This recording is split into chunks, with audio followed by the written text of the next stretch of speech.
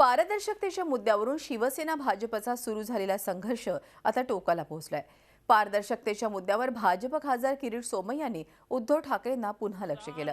आपली संपत्ती सर्व संपत्ती आपण वेबसाईटवर जाहीर केली आहे, त्यामुळे आता शिवसेना पक्षप्रमुख उद्धव ठाकरेंनी त्यांची सर्व संपत्ती वेबसाईटवर जाहीर करण्याचं खुलं आवाहन सोमय्या यांनी दिलंय।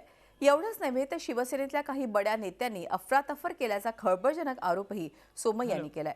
तर सोमय्या स्वतः बिल्डरचे दलाल असल्याचा घणाघात शिवसेना खासदार राहुल शेवाळ यांनी केलाय। सोमय्यांचे आरोप बिनबुडाचे असल्याचा दावा त्यांनी केलाय।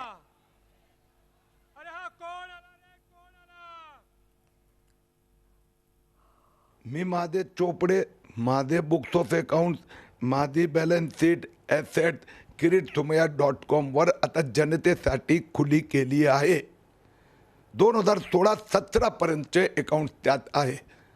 आता उद्धव ठाकरेची टर्न आहे, दोघांची पारदर्शकता लोकांना कळू द्या।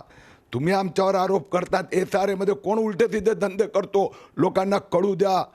कोण कोलकाता टाइप कंपनीमध्ये बेनामी व्यवहार करतो लोकांना कळू द्या। मुंबईतला कुप्रसिद्ध ब्लॅकमेलर आणि बिल्डरांचा दलाल किरीट सोमय्या याने जे आरोप केलेले आहेत आणि जी मागणी करतोय ते खऱ्या अर्थाने किरीट सोमय्याला तो अधिकारच नाही आहे।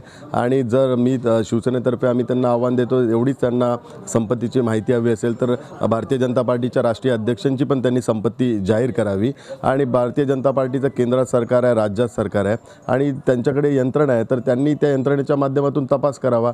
मागणी करण्यापेक्षा त्यांच्या यंत्रणेवर त्यांचा विश्वास नाही आहे काय, आणि त्यांची यंत्रणा तिन्ही केंद्र सरकार आणि राज्य सरकार हे निष्क्रिय आहे हे याच्यातून दिसत आहे। आणि वारंवार किरीट सोमय्यांतर्फे जे आरोप केले जातात ते मुंबईकरांची दिशाभूल करण्याकरता आरोप केले जातात। झी 24 तास रहा एक पाऊल पुढे।